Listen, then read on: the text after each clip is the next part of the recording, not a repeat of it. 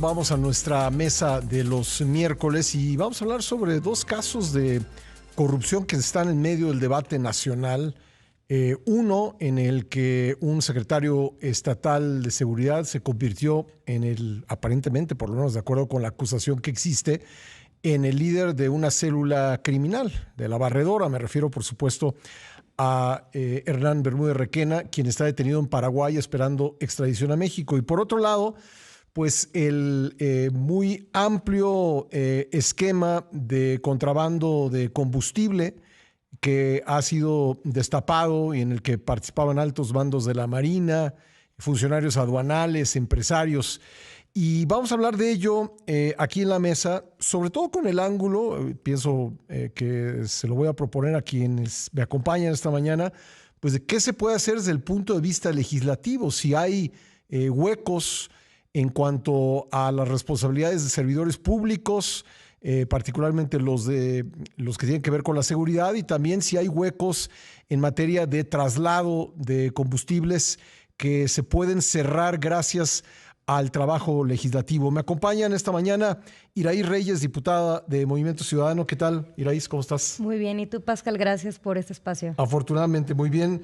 Y Homero Niño de Rivera, diputado del PAN. ¿Cómo estás, Homero? Gracias, Pascal. Encantado de estar aquí como... Nos iba a acompañar, como tú ya eres participante frecuente en esta mesa, sí. Nos iba a acompañar Andrea Navarro de Morena, pero pues tuvo algún problema y no pudo llegar a esta mesa, así que la haremos y con mucho gusto con ustedes. Sin presencia del oficialismo. Bueno, pues vamos a escucharlos a ustedes. Iraíz Reyes, ¿cómo abordas el tema? Bueno, primeramente decir que me parece positivo que se demuestre que cuando hay voluntad y hay cooperación sí se puede tener a una persona que escapa del país, como es el caso de Hernán Bermúdez. Pero la realidad es que aquí hay una pregunta central. Más que el escándalo de la detención, es cómo una persona con ese récord criminal, con alertas tempranas de que estaba inmiscuido en actividades delictivas, cómo llegó al cargo, fue puesto por el propio gobernador Adán Augusto, que luego fue secretario de Gobernación, y además, después de toda esta información que se tiene, lo siguen manteniendo en el cargo, pagando una nómina para realizar extorsión, tráfico de drogas, huachicoleo. O sea, aquí el hombre tenía dos cachuchas: líder de una banda criminal, supuestamente es lo que se ha dicho, y en segundo lugar, secretario de Seguridad. Aquí se trata, y pasa también en este caso que mencionábamos de Tamaulipas, son redes macrocriminales en las que participan actores políticos importantes, sector empresarial, policías, funcionarios públicos. Son redes que se tienen que desmantelar. Yo esperaría que esta detención no se convierta en un show político, sino que permita que se avance en desarticular una red y haya responsabilidad para todos los implicados. Y aquí hablamos también específicamente de un gobernador que luego fue secretario de Gobernación, con acceso a información de inteligencia que pudiera saber que esta persona estaba implicada en actividades delictivas, y decidieron no hacer absolutamente nada y mantenerlo en el cargo. Homero, pues sí habría que reconocerle al gobierno haber destapado estos casos que vienen del sexenio anterior, que no se destaparon en el sexenio anterior y que ahora pues sí nos permite hablar públicamente de ellos y tratar de entender qué estaba sucediendo en el pasado gobierno. Sí, sabes que yo diría primero, Pascal, que estamos hablando de Tabasco. Estamos hablando del grupo político que se llama Grupo Tabasco. El líder de ese grupo es López Obrador. Otro de los líderes, por supuesto, es Adán Augusto. En el momento en que eso pasó, López Obrador era el presidente de la República y Adán Augusto el gobernador. Y no se dieron cuenta.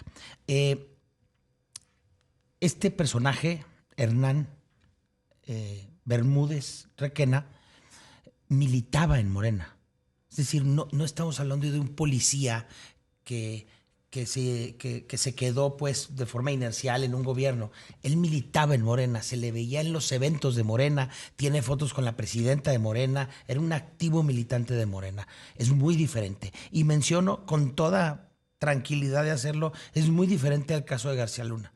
García Luna era un policía de carrera que empezó a trabajar desde los gobiernos del PRI, desde Carlos Salinas de Gortari, y cuando el PAN gobierna, continúa su trayectoria de policía. Jamás jamás militó en ningún partido político, jamás militó en el PAN, nunca fue un evento del PAN.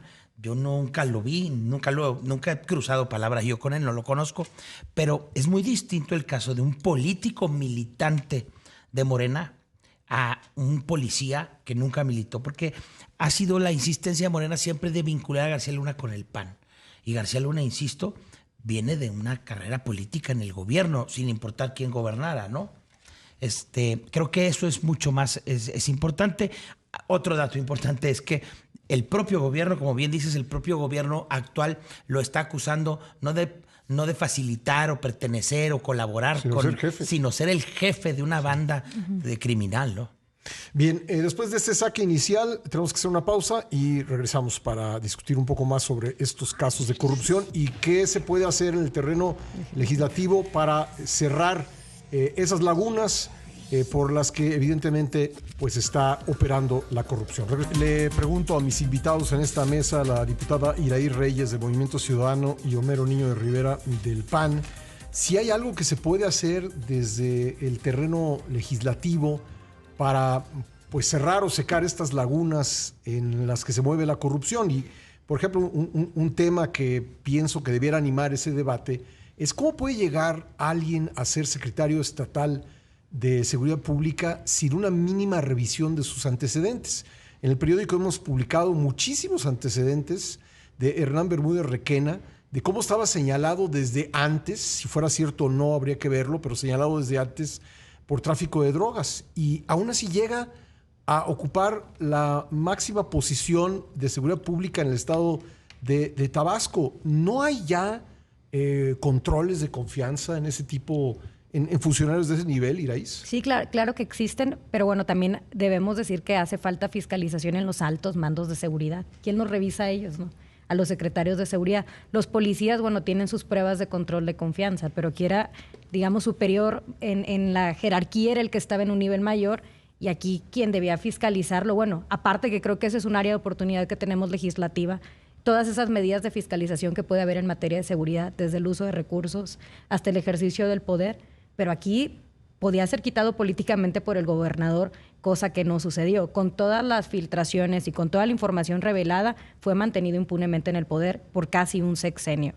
Y ahora, hablando de lo que se pudiera hacer, hubo una esperanza en algo que se le conocía como Sistema Nacional Anticorrupción, que nace pues, por la pelea de activistas, de organizaciones de la sociedad civil, de empresas, y la realidad es que son pocos los casos que vemos sancionados de funcionarios de alto nivel. Es positivo que esta administración al menos intenta cumplir la promesa que la pasada no cumplió, que es combatir la corrupción, pero ese sistema está obsoleto, no ha funcionado, es un fracaso a nivel nacional y en todos los estados. A mí no me gustaría que mañana Morena diga que ahora que se tiene que eliminar porque no funciona.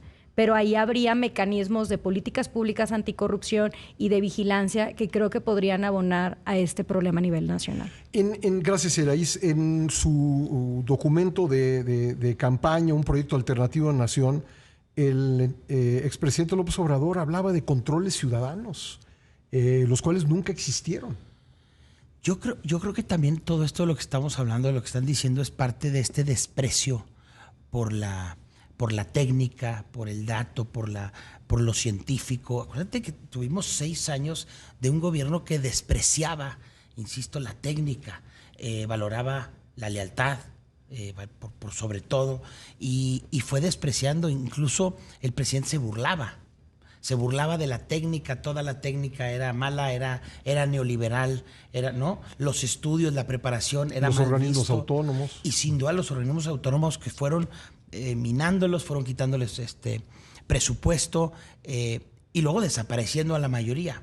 Todo eso genera este tipo de consecuencias. Pues no hay controles, las cosas que se hacían, insisto, pues con técnica para evaluar a los altos funcionarios de seguridad, pues ahora se pone a los compadres sin que haya ningún control.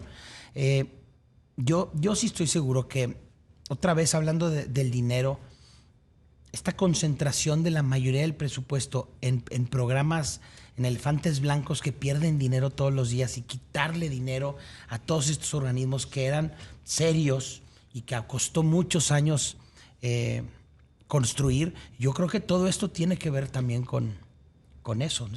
Es una falla de la gestión pública en general, ¿no? Que luego haces esos cambios y tarda años en que tengas las consecuencias, ¿no? Sí, por supuesto. Hubo todo un esfuerzo por fortalecer policías estatales y todo aquello se desmanteló el pasado sexenio, confiando en un organismo, una institución nacional como la Guardia Nacional, pero dejando completamente descobijada a la población por la falta de policías estatales capaces, bien equipadas. Yo también quería comentarte, Pascal, que la corrupción es un problema que no es solo de esta administración, es un problema que ha atravesado sexenios. Y mencionaba Homero a García Luna. Digo, lo que tanto dijo Morena es como que no sabían. Como no sabían. No importa si era militante o no era militante. O sea, la realidad es que tiene un puesto de alta responsabilidad y hay información que una persona como el poder del presidente puede saber que está inmiscuido en esas actividades delictuosas. Le llega toda la información de un país, ¿verdad? Bueno, lo dijo Adán Augusto en febrero de 2023 con motivo de la sentencia de García Luna, que era imposible que el entonces presidente Felipe Calderón no estuviera enterado. Pues lo mismo se le debe aplicar a él, ¿no? Aplica lo mismo. Y esa es la incongruencia del discurso. Hoy ahora dicen que no sabían, qué bueno que se está deteniendo esta persona, pero resulta que pudiéramos decir que sí sabían, ¿no? Y más con el acceso a esa cantidad de información de inteligencia. La realidad es que este país ha tenido corrupción, que ha faltado voluntad política. Estos son buenos avances, ver estos casos, ver estas detenciones, pero no quisiéramos que nos quedáramos ahí, en ese show, en esas detenciones o en esas imágenes. Es una red de funcionarios, en el caso del Huachicol, los que están en las aduanas, quienes realizan las inspecciones en las carreteras, funcionarios del gobierno federal, estatales, hasta municipales que participan. Es toda una red de complicidad y que creo que legislativamente hablando, al tema al que no le hemos entrado tanto es al combate frontal a la corrupción. Y como te comentaba, tuvimos estas reformas del Sistema Nacional de crear una política nacional anticorrupción, pero ha sido un fracaso en México y en las entidades locales. Gracias. Homero, ¿es creíble que la red de contrabando de combustible se detiene en un vicealmirante o llega hasta un vicealmirante? ¿Es creíble que una organización criminal como La Barredora se detiene, por lo menos el conocimiento de sus actividades, en un secretario estatal de Seguridad Pública? No, pues no es creíble. Yo creo que falta mucho por ver, Pascal. Lo que sí es un hecho es que estamos de verdad ante una cosa de película, de serie de televisión, de Netflix. O sea, es una cosa, lo que está pasando con el tema del huachicol, el contrabando de combustible, es de terror. Si nos lo pasan en una serie de narcotráfico, no lo creemos. Estamos hablando ya van varios asesinatos, empezando por el marino que denuncia originalmente esto y que lo asesinan. Y todo esto lo sabemos porque lo dice la fiscalía, no es porque lo diga la oposición o lo digan los medios luego de alguna investigación. Todo esto lo está informando la fiscalía y la fiscalía vincula esos asesinatos con el problema del huachicol. Lo están diciendo ellos. Es tremendo lo que está pasando. De verdad, tendría que ser mucho más escandaloso y creo, volviendo a tu pregunta, que sin duda no acaba ahí, no creo que termine, yo creo que hay mucho más, hay mucho más arriba. Y es una lástima por instituciones como la Marina, que eran tan queridas y tan respetadas y tan bien valoradas en este país. Yo creo que siguen siendo, pero me parece que sí es la demostración de que soldados y marinos pues son seres humanos, ¿no? Por supuesto. Y dentro de una institución como el Ejército o como la Armada, pues hay seres humanos que pueden flaquear, ¿no? Por flaquear supuesto. ante las tentaciones. Pero además que están una y otra vez desde hace varios años haciendo tareas para las que no están capacitados. Sí. Están llenos de tareas para las que no está hecho las Fuerzas Armadas.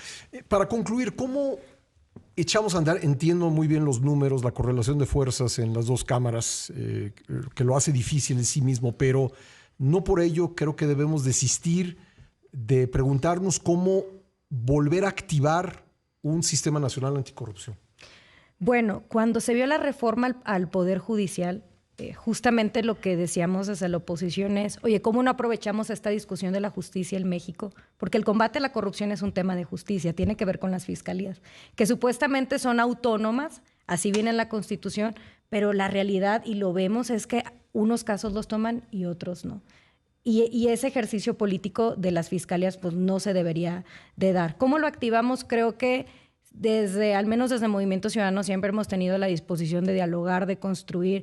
Hemos solicitado, como también lo ha hecho Partido Acción Nacional, parlamentos abiertos en temas que han sido claves como compras públicas, como las reformas en materia de transparencia, como las reformas al Poder Judicial. Al menos nuestra disposición está desde Movimiento Ciudadano, pero sí creo que algo que se ha debilitado mucho es la participación de organizaciones de la sociedad civil. Cuando se dan todas estas reformas, estaba muy intensa su participación. Creo que hay una desilusión generalizada de la política y creo que cerrarnos al diálogo lo único que hace es alejar esas voces que llevaron a que en algún momento tuviéramos estas reformas y la 3 de 3 y otras reformas en materia anticorrupción y que ahora pues, ya tienen años de rezago. ¿Cómo lo hacemos? Sí, a ver, hemos demostrado toda la oposición, creo, que hemos acompañado en muchas reformas en este primer año de la presidenta desde el Poder Legislativo. No creo que sea ahí el problema, por supuesto que los números no nos dan, pero si hubiera voluntad del gobierno, nosotros vamos a acompañar, insisto, como lo hemos hecho muchas veces en este sexenio, en lo que va del sexenio. Sin duda está pendiente la reforma a las fiscalías, el acceso a la justicia, sin duda es un pendiente que nos quejamos muchas veces que no se trató, no se corrigió en la reforma judicial. Fue un gran error no haberle entrado al mayor de los problemas. No quiso entrarle el gobierno. Entonces, pues ya se ha hablado yo he escuchado del Senado, han hablado del tema de las fiscalías, pues hay que entrarle todos juntos. De nuestra parte, de parte del PAN, toda la voluntad de colaborar con las mayorías del gobierno para atender este tema. ¿Hay iniciativas sobre la mesa relacionadas con el combate a la corrupción? Pues digo, en todas las legislaturas hay de todos. Sí. Yo he presentado algunas iniciativas relacionadas con participación de jóvenes en el Sistema Nacional Anticorrupción. Deben estar, la cosa es que no son agenda. Y la cosa es que no te preguntan y solo recibes ya la reforma hecha sin que hubo un diálogo previo que pudiéramos construir un mejor proyecto. Pasó en la reforma judicial, lo dijimos que debían reformarse las fiscalías y no nos escucharon cuando hicimos ese señalamiento, pero es una buena oportunidad ahora que se ve que al menos hay intentos de voluntad de combatir la corrupción. ¿Tú ubicas alguna iniciativa interesante? No en ninguna en particular que yo recuerde. Seguramente hay alguna que otra. Bueno, pero es que las que traen luego quieren revertirlo todo, ya me estaba acordando. Que las fiscalías dejen de ser autónomas y ahora regresen al Ejecutivo. Sí. O sea, las discusiones tienden a ser así, vamos a quitar y regresar a como está. Parte de lo que ha pasado es que, como cuando llega Morena a gobernar, decían que todo lo que se había hecho estaba mal, pues acabaron con todo y empezaron de cero. Bueno, pues tema fundamental me parece de la agenda pública. Les agradezco mucho que me hayan acompañado esta mañana. Iraí Reyes, diputada de Movimiento Ciudadano. Gracias Pascal. Y Homero Niño Rivera, diputado del PAN. Gracias a todos. Muchas gracias.